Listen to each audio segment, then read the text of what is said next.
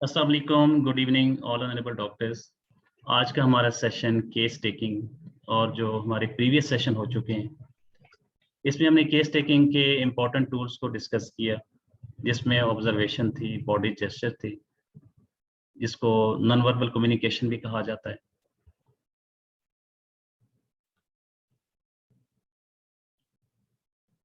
और इसके अलावा केस टेकिंग की रूटीन में जो ऑब्जर्वेशन यूज होती हैं, ऑब्जर्वेशन रूब्रिक्स इस्तेमाल होती हैं, उनको भी हमने डिस्कस किया। आज हम केस टेकिंग के नेक्स्ट टूल की तरफ चलेंगे, जिसे कहा जाता है triple P, present, persistent, predominant.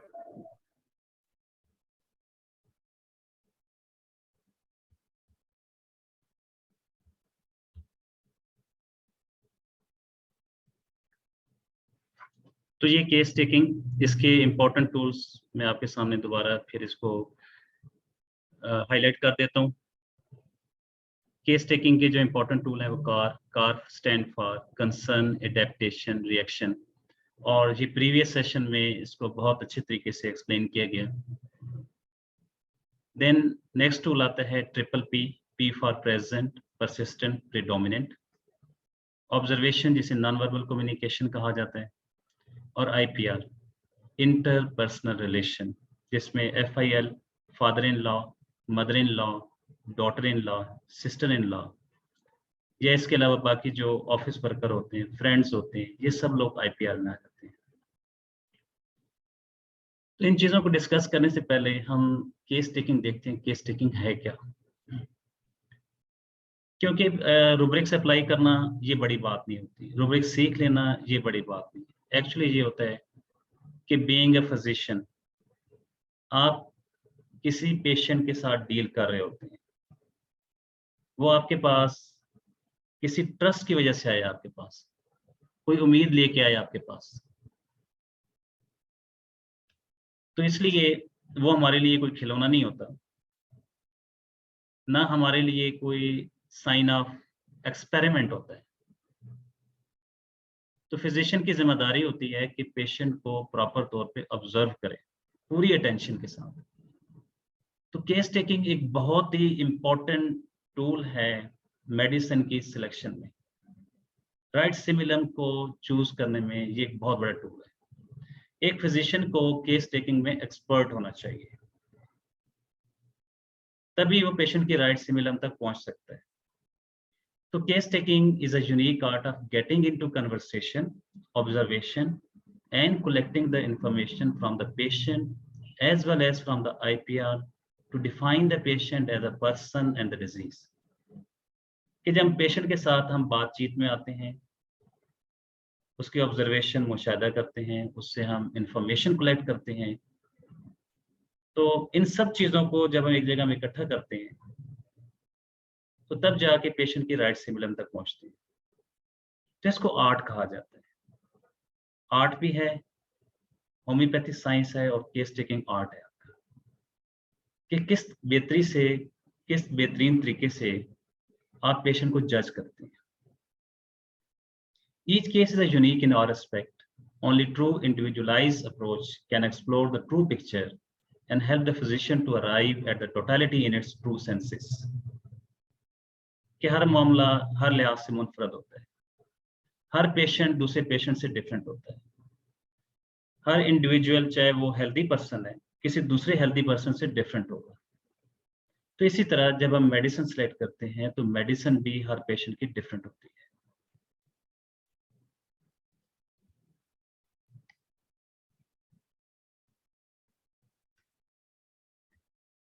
Every individual is different in health as well as the disease, and hence every case has to be examined individually, giving the importance to its unique expression during the health and disease.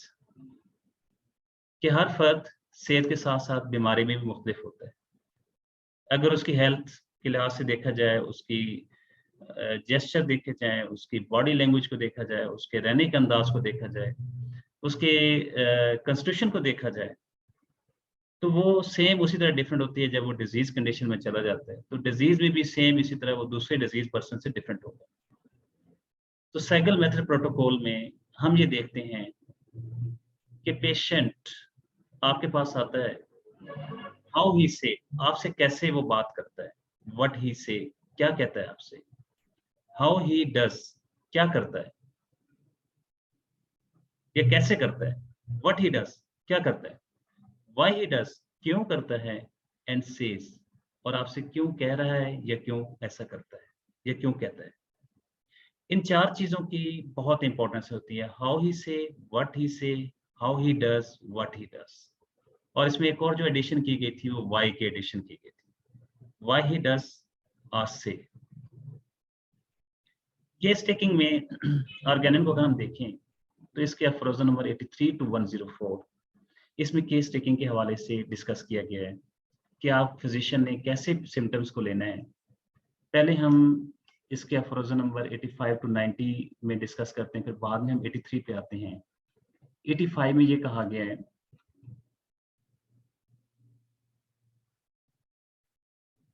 कि doctor जब किसी patient से symptoms लेता है तो हर symptoms के लिए वो एक लाइन लिखते हैं, जो भी नई सिम्टम होगी वो नई लाइन से लिखेगी, ताकि कहीं पे एंड पे डॉक्टर अगर पेशेंट कोई और चीज ऐड करता है तो वो सिम्टम के आखिर में लिख दी जाए। फिर 86 में कहा गया कि जो सिम्टम्स लिए गए डॉक्टर को चाहिए कि उसकी डिटेल जाए। डिटेल का मतलब ये है कि ये सिम्टम्स कब आती हैं, मेडिसिन खाने से पहले आती हैं, मेडिसिन खाने के बाद आती हैं, ये सिम्टम आपको खाने से पहले आती हैं या खाने के बाद आती हैं, ये कितने अरसे बाद आती हैं। डॉक्टर को चाहिए कि वो इंक्वायर करे, पेशेंट से पूछे, उन सिम्टम्स की डिटेल में जाए। अफरजम 87 में ये कहा गया है कि डॉक्टर को चाहिए कोई लीडिंग क्वेश्चन ना पूछे, या ऐसे क्वेश्चन ना पूछे कि जिनका जवाब सिर्फ हाँ या ना में हो। आपको भूख लगती है, पेशेंट कहेगा नहीं, या हाँ, हाँ या ना एक जवाब देगा। आपको प्यास लगती है, हाँ या ना। तो ऐसे पेशेंट, डॉक्टर को चाहिए कि वो ऐसे क्वेश्चन पेशेंट से नहीं पूछे जिनका आंसर सिंपल हाँ या ना में हो, और ना वो लीडिंग क्वेश्चन करे। 88 में कहा गया है कि अगर डॉक्टर को या फिजिशियन को उन क्वेश्चंस में से जो पूछे गए कुछ भी नहीं मिलता, तो फिर डॉक्टर को चाहिए कि वो डिफरेंट अंदाज से पीक्यूआर को सिलेक्ट करे, और अगर वो समझता है कि पीक्यूआर भी नहीं मिल रहा उसमें से, तो फिर डॉक्टर को चाहिए वो देखे कि उसने क्या पेशेंट में क्या ऑब्जर्व किया और पेशेंट ने उससे क्या डिस्कस किया। 83 अफरोजम इंपॉर्टेंट है क्योंकि इसमें ये बताया गया है कि फिजिशियन के अंदर कौन सी क्वालिटीज होनी चाहिए। फर्स्ट जो इसका लिखा हुआ है अनप्रेजुडिस, ये अफरोजम नंबर 6 में भी इसके बारे में कहा गया है कि फिजिशियन को अनप्रेजुडिस होना चाहिए। पहले से एक राय नहीं कायम कर लेनी चाहिए कि पेशेंट इस फिजिक के साथ आ रहा है तो इसकी जो मेडिसिन होगी वो ये होगी। साउंड सेंसेस का मतलब ये है आई, नोज, ईयर। आई उसकी ऑब्जर्वेशन के लिए है, ईयर जो कुछ वो पेशेंट कह रहा है वो उसको सुनने के लिए, नोज जो है वो उसको स्मेल करने के लिए, सूंघने के लिए। क्या या उससे पसीने की बू तो नहीं आ रही, उसने परफ्यूम बहुत ज्यादा तेज तो यूज नहीं किया होगा। तो यहाँ पे साउंड सेंसेस मीन कि फिजिशियन को अपनी आंखें, नाक और कान खोल के रखना चाहिए। अटेंशन इन ऑब्जर्वेशन में मीन कि वो क्या बॉडी जेस्चर दे रहा है। केबिन में एंटर हुआ तो कैसे एंटर हुआ, डॉक्टर के सामने बैठा तो वो कैसे बैठा, बात कर रहा है तो उसके बात करने का अंदाज क्या है, उसके फेस एक्सप्रेशन क्या है, उसकी बॉडी जेस्चर क्या है, बॉडी एक्सप्रेशन क्या है उसकी, किस अंदाज से वो आपसे बात कर रहा है। लास्ट में आते हैं fidelity in tracing the picture of disease. Physician की ये ड्यूटी होती है कि ये पेशेंट को अच्छी तरह ऑब्जर्व करे, उसकी बात को पूरी तवज्जो से सुने। जब तक वो एक कीन ऑब्जर्वर नहीं होगा उस वक्त तक उसके लिए राइट सिमिलम तक पहुंचना मुश्किल है। तो वो एक अच्छे तरीके से पेशेंट को ऑब्जर्व करे, उसकी बात को तवज्जो से सुने पूरी अटेंशन के साथ, और पहले से अपने माइंड में कोई चीज फिक्स ना कर दे। और उसके बाद उस पेशेंट की एज अ होल उसकी टोटलिटी में जाके उसकी कंप्लीट पिक्चर ले लें कि ये पेशेंट इस मेडिसिन का है, इस पेशेंट ने मुझसे ये बातें की, और एंड पे जितनी भी उसने बातें की हैं, फिजिशियन का काम ये होता है कि वो पेशेंट से कंफर्म करे कि आपने ये बातें की हैं, क्या अभी ये बातें आपके अंदर मौजूद हैं या नहीं है।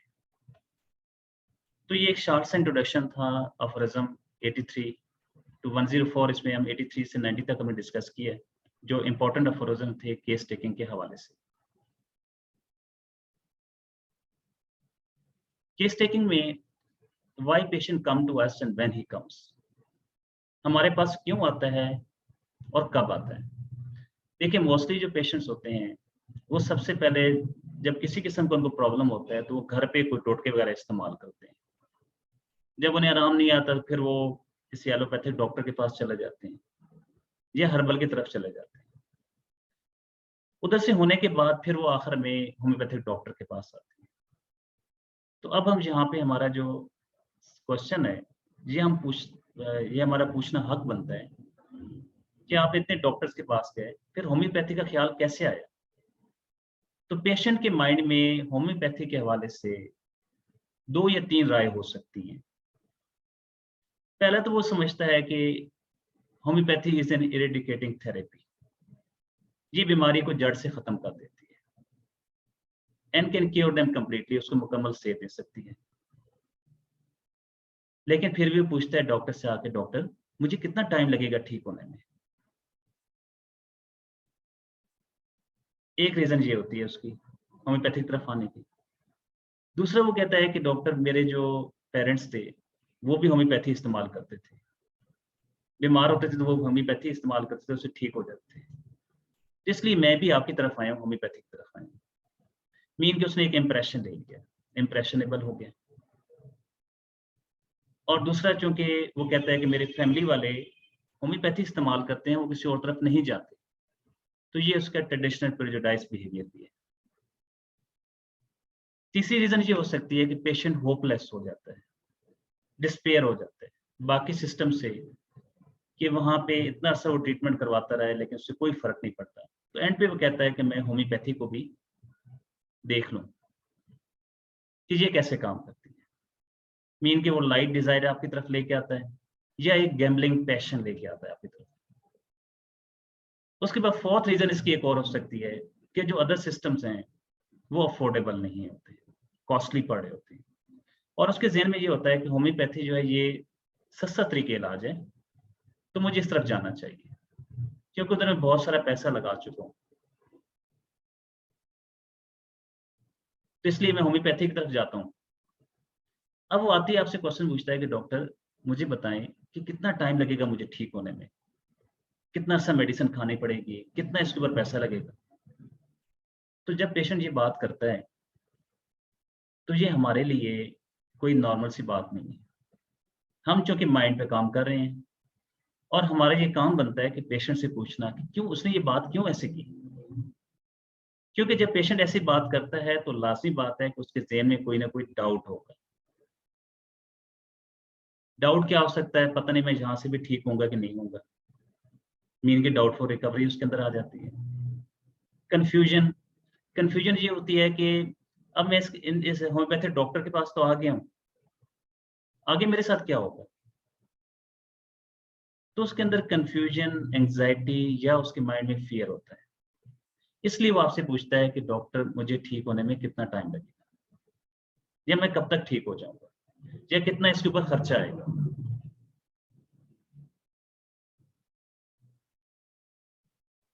इसके बाद आज हम चलते हैं आज का जो हमारा टॉपिक है,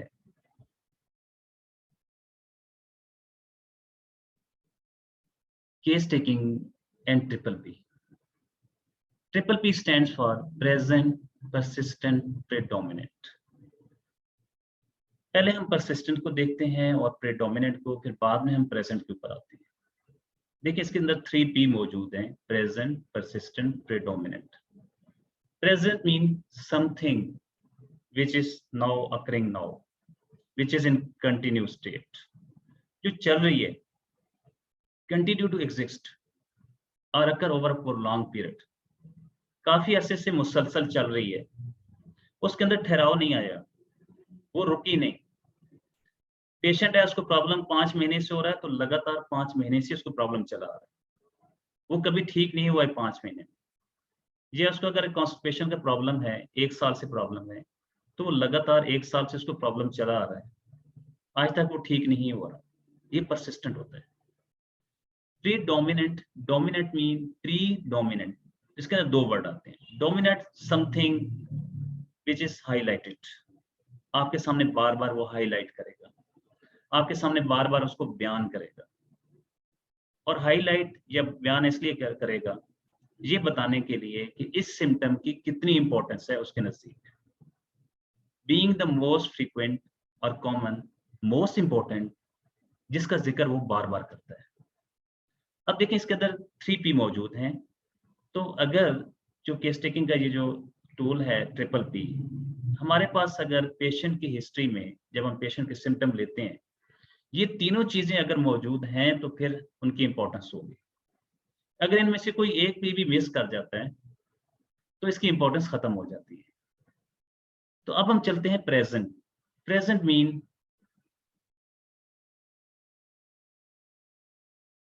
being or existing in specified place, the period, the time that is happening now, any continuous stretch of the time including the moment of speech, existing or occurring now। इस सिम्टम को आप याद रख लें, existing or occurring now। आपके पास patient आया तब भी वो सिम्टम उसके अंदर एग्जिस्ट कर रही है, अब भी उसके अंदर मौजूद है। now being considered or discussed,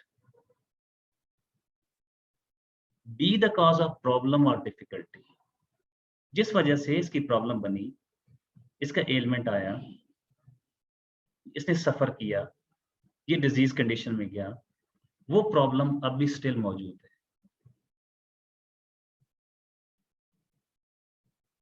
exhibit particular state और अपीयरेंस टू अदर्स,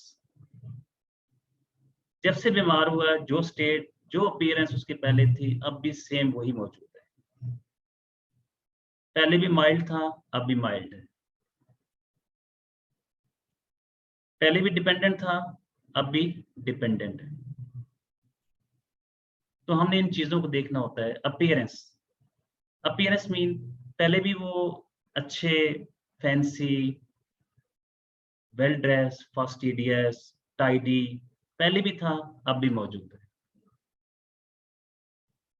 तो हमने इसकी अपीयरेंस को, इसकी बॉडी जेस्चर्स को, इसकी लिविंग स्टाइल को, इसकी पर्सनैलिटी को, इसकी कैरेक्टरिस्टिक को, सब चीजों को ऑब्जर्व करना होता है कि आया वाक्य अब भी मौजूद है या नहीं है। तो प्रेजेंट मीन अकरिंग नाउ, और जो चीज अकर कर रही होती है, मौजूद होती है, एग्जिस्ट कर रही होती है, हम ये देखेंगे क्या आया ये पहले से भी एग्जिस्ट चली आ रही है, कंटिन्यूस चली आ रही है, और इम्पोर्टेंट भी है कि नहीं है। तो ये 3P मिल के PPP बनाएंगे, और इसमें पेशेंट ने हमारे सामने जो जो सिम्टम्स बयान किए हैं, एंड पे उसको हम कंफर्म करेंगे, और कंफर्म करने के बाद उसमें से जो मोस्ट प्रोमिनेंट होंगी उन चीजों को हम उठा लेंगे और उसकी बेस पे केस को सॉल्व करेंगे। तो इसलिए फिजिशियन का एक अच्छा कीन ऑब्जर्वर और बी अटेंटिव दोनों होना बहुत जरूरी है। जैसे अगर हम चलते हैं प्रेजेंट में, एक पेशेंट आपके पास आता है और वो कहता है कि डॉक्टर मुझे इंसोमिया का प्रॉब्लम है, स्लीपलेसनेस की प्रॉब्लम है, मुझे नींद नहीं आती। कब से नींद नहीं आती?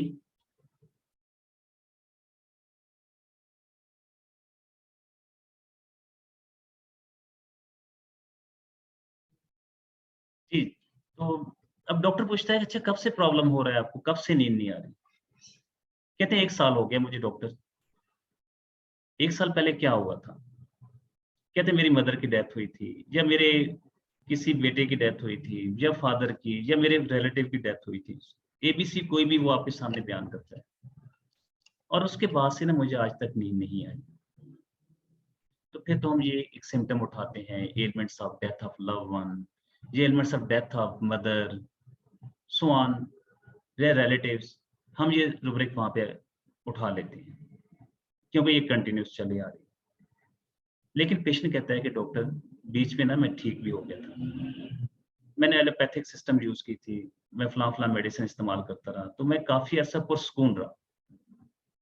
तो जब उसने ये बात कर दी तो इसका मतलब ये है कि उसकी जो स्लीपलेसनेस है, इसका जो इंसोमिया है, वो परसिस्टेंट नहीं रहा, वो मुसलसल नहीं रहा, 1 साल तक जो उसका कंटिन्यूस चला रहा था वो बात उसकी खत्म हो गई। तो इसलिए अब इस जो रूब्रिक की इंपॉर्टेंस है वो भी खत्म हो गई, elements from death of love one, ये खत्म हो गई इंपॉर्टेंस। इसके बाद हम नेक्स्ट उससे पूछते हैं कि अच्छा जब आप ठीक हो गए तो फिर अब क्या इशू है? कहते हैं डॉक्टर मुझे 1 दिन से ना नींद नहीं आई। अब उसने वर्ड यूज कर दिया, मुझे 1 दिन से नींद नहीं आई। तो हमारे लिए जितनी भी पीछे जो सिम्टम्स थी, जो मेन रूब्रिक थी हमारे पास, elements from death of love one, जहां से उसको प्रॉब्लम स्टार्ट हुआ था, उसकी इंपॉर्टेंस खत्म हो गई। अब उसको हम अप्लाई नहीं करेंगे। इसके बाद जब पेशेंट कहता है कि डॉक्टर मुझे 1 दिन से ना नींद नहीं आई, तो अब हमारा क्वेश्चन ये बनता है कि 1 दिन पहले क्या ऐसी खास बात हुई, क्यों नहीं आपको नींद आई? तो एबीसी पेशेंट कोई भी आपको रीजन देगा, इस वजह से नहीं आई, फलां नहीं आई, तो हम उसको उठा लेंगे उस सिम्टम को। इसी तरह पेशेंट आपके पास एक कंप्लेन लेके आता है कि डॉक्टर मुझे ना कॉन्स्टिपेशन का प्रॉब्लम रहता है। कब से ये प्रॉब्लम है आपको कॉन्स्टिपेशन का? कहते डॉक्टर मुझे ये बचपन से चला आ रहा है। एक बच्चा है जिसकी, या लड़का है या लड़की है जिसकी एज 14 ईयर्स है, 15 है, 18 है या 20 ईयर्स एज है, और वो आपके सामने एक कंप्लेन करती है कि डॉक्टर मुझे कॉन्स्टिपेशन का प्रॉब्लम है बचपन से। आप उससे पूछते हैं कि अच्छा आपके बचपन में इतनी एज हो गई है तो अभी भी है? जी डॉक्टर अभी भी मुझे प्रॉब्लम है। तो ऐसा बचपन में आपके क्या हुआ था? पेशेंट कहती है डॉक्टर बचपन में मेरे अम्मी अब्बू की आपस में लड़ाइयाँ होती थी। ओके, अभी भी होती हैं, अभी भी स्टिल हो रही हैं। तो वहाँ पे हम एक रूब्रिक अप्लाई करते हैं, elements from discord parents between ones, ये हम रूब्रिक अप्लाई कर देते हैं। उसके बाद हम फर्दर जाते हैं, उसके आईपीआर से पूछते हैं कि इस बच्ची के अंदर कॉन्स्टिपेशन की वजह से इसके रवैये में, इसके बिहेवियर में कोई प्रॉब्लम आ रहा है। आईपीआर कहते हैं नहीं डॉक्टर, ये बिल्कुल माइल्ड सी बच्ची है, कोई इसको गुस्सा नहीं आता, कोई चिड़चिड़ी नेचर नहीं है इसकी, बड़ी पुरसकून से ये बच्ची है। तो वहां पे हम लगाते हैं माइल्डनेस चिल्ड्रन में। इसके बाद थर्ड हम एक और चीज लगाएंगे कि डॉक्टर पूछते हैं हम आईपीआर से कि क्या ऐसी खास चीज है। तो इसके आईपीआर कहते हैं, पेशेंट के आईपीआर के, डॉक्टर इसको टीवी देखने का बहुत शौक है, हर वक्त ये टीवी के आगे बैठी रहती है। अब ये 3 चीजें हमारे पास आई और तीनों में देखें कि elements from discord parents between ones, ये भी हमारे पास परसिस्टेंट आ रही है। अभी भी उसके घर में पेरेंट्स के दरमियान लड़ाई झगड़े होते हैं, मीन के प्रेजेंट है। इस बच्चे के अंदर माइल्डनेस है और शुरू से ये माइल्ड चली आ रही। तो हमने रूब्रिक अप्लाई की माइल्डनेस चिल्ड्रन है। थर्ड हमने उसके लिए टीवी एडिक्शन, ये प्रेजेंट भी है, तो आपकी मेडिसिन बन जाती है मैग्नीशिया म्योर।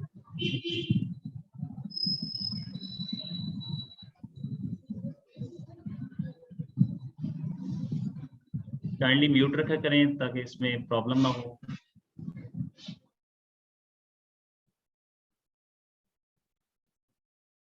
तो आप देखिए ये 3 चीजें आपके पास प्रेजेंट भी हैं, परसिस्टेंट भी हैं, प्रीडोमिनेंट भी हैं। तो अब इन तीनों चीजों के हमारे सामने इंपॉर्टेंस है, हम तीनों चीजों को पिक करेंगे। लेकिन अगर सपोज जहाँ पे बच्चे कहते हैं कि नहीं शुरू में तो पेरेंट्स के आपस में झगड़े होते थे लेकिन अब बड़े पुरसकून होकर रहते हैं, क्योंकि मेरे भाई की शादी आ गई, शादी हो गई, हमारे घर में एक बहू आ गई, अब मेरे जो पेरेंट्स हैं वो बड़े हंसी खुशी रहते हैं, बड़े नॉर्मल वे में रहते हैं। तो वहां पे फिर ये इस रूब्रिक की इंपॉर्टेंस खत्म हो जाती है, elements from discord parents between. अब फिर हम आगे चले जाएंगे कि अभी उसके अंदर क्या है। तो उसके बाद अगर इसको हम माइनस करते हैं तो बाकी रहती है टीवी एडिक्शन और माइल्डनेस। ये 2 चीजें लगाएं तो अब आपकी मेडिसिन कार्सी और मैग्नीशियम म्योर में आ जाते हैं। एक थर्ड सिम्टम उठाएंगे तो आपकी मेडिसिन आ जाएगी। तो इसलिए जब भी पेशेंट से आप हिस्ट्री लेते हैं तो एंड पे उस चीज को कंफर्म किया करें कि स्टिल अभी भी ये चीजें मौजूद हैं या नहीं।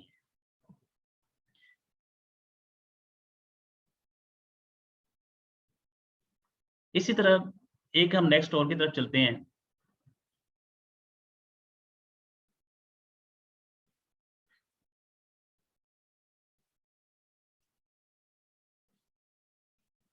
सॉरी, अच्छा, नेक्स्ट हम एक और की तरफ चलते हैं।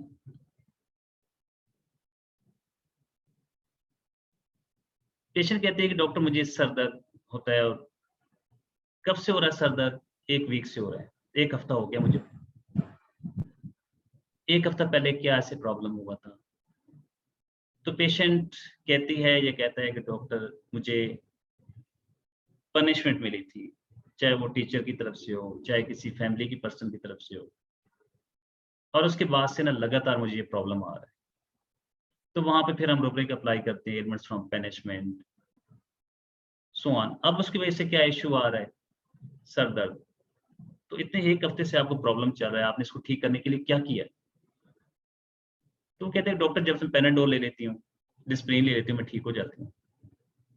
बीच में 2-3 दिन दर्द ठीक रहता है, फिर एक दिन शुरू हो जाता है, फिर पैनाडोल लेती हूँ तो 2-3 दिन और गुजर जाते हैं। तो अब ये जो बात है उसकी पनिशमेंट की, कि पेशेंट ठीक हो गई है या ठीक हो जाता है, तो वहां से पनिशमेंट की बात खत्म हो जाती है। अब जब आपके केबिन में है तो आप पूछते हैं कि अभी भी आपको पेन हो रहा है? नहीं डॉक्टर, अभी तो मुझे कोई पेन नहीं हो रहा। तो फिर आप मेरे पास कैसे आए? तो वो कहता है डॉक्टर मैं तो इसलिए आया हूँ आपके पास कि ये जो मेरे चेहरे के ऊपर ना छाइयाँ सी पड़ गई हैं, मैं इसके लिए आया हूँ आपके पास। तो हमें पेशेंट को इंक्वायर करना होता है उसकी राइट सिमिलम तक पहुंचने के लिए। अब उसमें से जो प्रॉब्लम आपके पास प्रॉब्लम लेके आया था सर दर्द, न वो प्रेजेंट है, न परसिस्टेंट है, न प्रेडोमिनेंट है। अब उसका कंसर्न चेंज हो चुका है। अब आपके पास वो कंसर्न, आपके सामने जो कंसर्न बयान कर रहे हैं, वो जस्ट अपने फ्रेकल्स का, इसका कंसर्न बयान कर रहे हैं। तो इसलिए पेशेंट की जब भी आप चीजें उठाते हैं तो उन चीजों को कंफर्म किया करें। जैसे एक पेशेंट कहता है कि डॉक्टर मुझे बड़ी इश्यू होता है, बड़ी परेशानियां होती हैं, बड़ी टेंशन होती है, अपने बच्चों की, अपने घर वालों की, सबकी बड़ी टेंशन होती है। ये कैसे पढ़ेंगे, कैसे आगे जाएंगे, बस मैं इन्हीं चीजों में रहता हूँ। तो वहां पे हम रूब्रिक अप्लाई करते हैं, एलिमेंट्स फ्रॉम केयर वरीज, चाहे वो लव वन हो या सिंपल हम केयर वरीज वहां पे अप्लाई कर देते हैं। ये एंग्जाइटी चिल्ड्रन अबाउट लगा लेते हैं, एंग्जाइटी फैमिली अबाउट लगा लेते हैं। लेकिन आगे पेशेंट क्या कहता है कि डॉक्टर, आप पूछते हैं अच्छा अभी भी आपको है ये इशू, आपके बच्चों की एज क्या है? जी एक बच्चा एक डिपार्टमेंट में जॉब कर रहा है, दूसरा फलां जगह जॉब कर रहा है, तो अभी भी प्रॉब्लम है? नहीं डॉक्टर, अब क्या प्रॉब्लम होनी है? अब तो वो सारे अपनी जबरदस्ती जॉब कर रहे हैं, ये तो मैं पहले उनकी टेंशन लेता था। तो जब उसने कहा कि पहले मैं इनकी टेंशन लेता था, तो अब वो बड़े खुशहाल इजी वे में रह रहा है, तो सारी बातें उसकी माइनस हो जाती हैं। अब आपको यहाँ से प्रॉब्लम्स, जहाँ से आप शुरू करेंगे उससे सिम्टम लेना कि अब आपको क्या इशू हो रहा है। इसी तरह एक पेशेंट ये कहता है कि डॉक्टर मुझे बहुत गुस्सा आता था, बहुत। क्या करते थे आप गुस्से में? मैं चीजों को तोड़ फोड़ करता था, ये करता था वो। देखिए वर्ड के ऊपर आप फोकस किया करें। एक चीज पास्ट में बयान की जा रही है और एक प्रेजेंट में बयान की जा रही है, दोनों में बड़ा फर्क है। मुझे बहुत गुस्सा आता था, मैं चीजों की तोड़ फोड़ कर देता था। आप पूछते हैं अभी भी आता है? नहीं डॉक्टर, अब तो मैं बिल्कुल पुरस्कूं, अब तो गुस्से नाम की मेरे अंदर कोई चीज ही नहीं है। तो अब ये पेशेंट क्या हो गया? माइल्ड हो गया। इसी तरह एक पेशेंट ये कहता है डॉक्टर आपसे कि डॉक्टर मुझे गुस्सा आता है। अच्छा गुस्सा आता है, क्या करते हैं गुस्से में? कहते हैं गुस्सा आता है तो फिर थोड़ी देर बाद में पछता जाता हूँ, और ये मेरी नेचर है। तो एंगर अल्टरनेटिंग रिपेंटेंस, और ये स्टिल अभी भी उसके अंदर मौजूद है। साथ ही पेशेंट कहता है कि डॉक्टर मैं इस गुस्से से बड़ा तंग हूँ, परसिक्यूटेड भी है, और उसके बाद वो गुस्से में क्या करता है, एंगर अल्टरनेटिंग रिपेंटेंस, पिछता भी जाता है। तो हमने चीजों के ऊपर फोकस करना होता है, हमने देखना होता है कि जो पेशेंट सिम्टम बयान कर रहा है वो भी स्टिल मौजूद है कि नहीं। बहुत सारे केसेस ऐसे होते हैं कि पेशेंट एक बहुत लंबी सी हिस्ट्री आपके पास लेकर आता है कि मेरी लाइफ में ये प्रॉब्लम चल रहे हैं, मुझे डाइवोर्स हुई, मैं अब्यूज हुआ, मेरे साथ ज्यादतियां हुई, मुझे जॉब से निकाला गया, मेरे हस्बैंड ने मेरे साथ ऐसे किया, मेरी बीवी ने मेरे साथ ऐसा किया, मेरे बच्चों ने मेरे साथ ऐसा किया। ये सब चीजें वो बयान कर रहा होता है और एंड पे वो आके आपको कहता है कि डॉक्टर अभी जो मेरा प्रॉब्लम है वो तो मेरा प्रॉब्लम ये है कि मुझे आंखों का प्रॉब्लम है, मेरी नजर कमजोर हो रही है। कब से हो रही है? तकरीबन 2 महीनों से। क्या हुआ था 2 महीने पहले? कोई ऐसी खास बात नहीं हुई थी डॉक्टर, लेकिन 2 महीने से ना मुझे ऐसे लग रहा है जैसे मेरी नजर कमजोर हो रही है। आप पूछते हैं अच्छा इसकी वजह से फिर ज़हन में क्या बात आती है? कहते हैं डॉक्टर जाहिर सी बात है नजर कमजोर हो रही है, कहीं ऐसा ना मैं अंधा ही ना हो जाऊं, मुझे इस चीज का डर लगता है कि मैं अंधा ही ना हो जाऊं। अब इससे अगली बात है कि अंधे हो जाएंगे तो क्या होगा? कहते नहीं, देखिए अभी टाइम है ना मेरे पास, हम चीजों को ठीक कर सकते हैं, तो मैं चाहता हूं कि उससे पहले पहले इसका इलाज कर लिया जाए। अब ये 7 आपको रीजन दे रहा है, तो देखिए सारी चीजें उसकी माइनस हो गई। जहां पे आप लेते हैं delusion, thin getting he is day by day, या थिन ही इज गेटिंग, और सेकंड आपके fear of blind going to, और थर्ड उसके अंदर फिलोसफिकल एबिलिटी है। ये 3 चीजें लगते हैं तो आपकी मेडिसिन सल्फर बन जाती है। आप सल्फर को दें, अपने केस को सॉल्व करें। इसी तरह एक पेशेंट आपके सामने आता है और वो आपके वर्जन दे के कहता है मुझे बड़ी टेंशन होती है अपने बच्चों की, अपनी फैमिली की, मुझे बड़ी टेंशन होती है। मैं इसी चीज की टेंशन लेता रहता हूँ। अब उसी पेशेंट की साथ वाइफ बैठी है, या उस पेशेंट के साथ हस्बैंड बैठा हुआ है, कोई एक आईपीआर उनमें से बैठा हुआ है, तो कहते हैं डॉक्टर ये तो बड़ा झूठ बोल रहे हैं, इसने तो हमें कभी हमारी परवाह ही नहीं की। ये ऐसे ही आपके सामने बयान कर रहा है कि जी मुझे बड़ी फैमिली की टेंशन है, मुझे बड़ी बच्चों की टेंशन है। तो अब उसकी स्टेट क्या होगी? लायर, झूठा, लायर है। और आप उससे कहते हैं कि आप ये कैसे बात करते हैं कि आपको टेंशन नहीं है, इसको आपके घर वालों को टेंशन नहीं है। कहते हैं जी ये जो कुछ होता है अपने दोस्तों पे बड़ा जबरदस्त खर्च करता है, खुले पैसे उनके ऊपर लुटाता है, बाहर इसका मूड बड़ा जबरदस्त होता है, लेकिन जैसे ही घर में आता है तो इसका मूड बन जाता है। घर वाले अगर कोई पैसे मांगे तो ये कहता है नहीं मेरे पास पैसे ही नहीं है। तुम्हारे पास ऐसी जब चीजें आती हैं, तुम्हारे पास बड़ी जबरदस्त सी रूब्रिक मौजूद है, greedy average generosity towards stranger as a god is family, कि बाहर वालों के लिए बड़ा अच्छा है, बड़ा जनरस है, लेकिन घर वालों के लिए एवरेज है। इसी तरह एक और इसमें रूब्रिक लगती है, strange family from his stranger but not with the entourage and his family being kind with. बाहर वाले लोगों के साथ बड़ा काइंड है, लेकिन अपनी फैमिली के साथ क्या है? स्ट्रेंज, ला ताल्लुक, जैसे सो कोई ताल्लुक ही नहीं है। तो इन चीजों को आपने पेशेंट से कंफर्म करना होता है। अब 2 चीजें आपके पास आ गई, थर्ड आपके पास आ गई लायर, झूठ बोल रहे हैं। 3 चीजें लगती हैं तो आपकी मेडिसिन आपके सामने कंफर्म हो जाती है। इसी तरह एक पेशेंट कहता है कि डॉक्टर मुझे बचपन में ना बड़ा खौफ आता था। किस चीज से खौफ आता था? मुझे डॉग्स का बड़ा खौफ था, मुझे अंधेरे से बड़ा डर लगता था, मुझे लाइट चली जाती तो मुझे बड़ा खौफ आता था कि कहीं कोई मुझे घोस्ट जिन वगैरह ना आ जाए, फियर ऑफ घोस्ट। क्या अब भी मौजूद है? नहीं डॉक्टर, अब कहाँ मौजूद है, अब तो मैं बड़ा हो गया हूँ, मैं बहादुर हूँ, अब मुझे किस लिए डरना। तो देखें, वो कंप्लेन, जो कंप्लेन आपके पास लेके आया है, आपने पेशेंट से कंफर्म करना होता है कि स्टिल वो कंप्लेन अभी मौजूद है कि नहीं। तो इस तरह बहुत सारी इसके साथ एग्जांपल्स आती हैं, बहुत सारे एग्जांपल को कोट भी किया जा सकता है। हमने पेशेंट के स्टेट को देखना होता है कि आया पेशेंट ड्यूरिंग द डिजीज, और जब आपके पास आया क्या अब भी वो सिम्टम्स, वो डिजीज, वो कंडीशन उसके अंदर मौजूद है या नहीं है। तो इन सब चीजों को जब हम डिस्कस करते हैं, चाहे वो प्रेजेंट है, परसिस्टेंट है, प्रीडोमिनेंट है, अगर ये तीनों चीजें मौजूद होंगी तो ये कोलेक्टिवली फिर हम इन चीजों को उठाएंगे, प्रेजेंट को भी उठाएंगे, परसिस्टेंट को भी और प्रीडोमिनेंट को। कौन सी चीज परसिस्टेंट आ रही है? जैसे एक पेशेंट कहता है कि मुझे अपनी फैमिली की बहुत टेंशन होती है, मुझे अपने बच्चों की बड़ी टेंशन होती है, मुझे अपने आने वाले कल की बड़ी टेंशन होती है। तो अब ये तीन चीजें उसने अपने सामने बयान की हैं। तो अब नेक्स्ट आता है, आपका ये काम बनता है, आपसे पूछता है कि अच्छा आपको ज्यादा जो कौन सी एंजाइटी है, बच्चों की है, फैमिली की, उसमें बच्चे भी ज़ाहिर आ जाते हैं, या फ्यूचर की है? तो वो पेशेंट कहता है कि डॉक्टर जैसा दिन ब दिन हालात चल रहे हैं ना, अब तो फ्यूचर की लगती है मुझे अपने बिजनेस की टेंशन है, बिजनेस होगा तो मेरी फैमिली चलेगी, बच्चे चलेंगे, मेरा घर सही रहेगा। तो अब जो सबसे मोस्ट इसकी प्रीडोमिनेंट स्टेट आ गई वो एंजाइटी बिजनेस अबाउट आ गई। अब आपके सामने एंजाइटी चिल्ड्रन, एंजाइटी फैमिली, ये चीजें माइनर में चली जाती हैं, और आपके पास जो प्रोमिनेंट चीज आती है, इंपॉर्टेंट चीज आ जाती है, वो एंजाइटी बिजनेस अबाउट आ जाती है।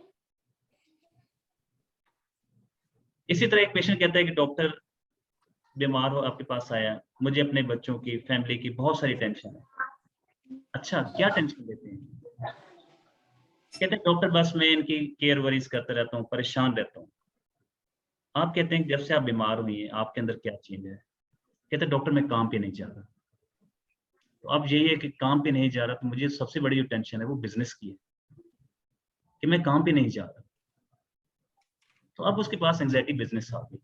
तो हमने सब चीज़ों को जहाँ पे समराइज करना होता है, एंड पे देखना होता है कि आपके पास कौन सी सिम्टम मोस्ट प्रोमिनेंट है। तो थैंक यू वेरी मच। ये आज का हमारा सेशन था ट्रिपल पी के ऊपर, प्रेजेंट, परसिस्टेंट, प्रीडोमिनेंट। इस हवाले से कोई क्वेश्चन है तो आप पूछ सकते हैं। अभी ये टाइमिंग इसका एंड होने वाला है, खत्म हो गया, हो जाएगा।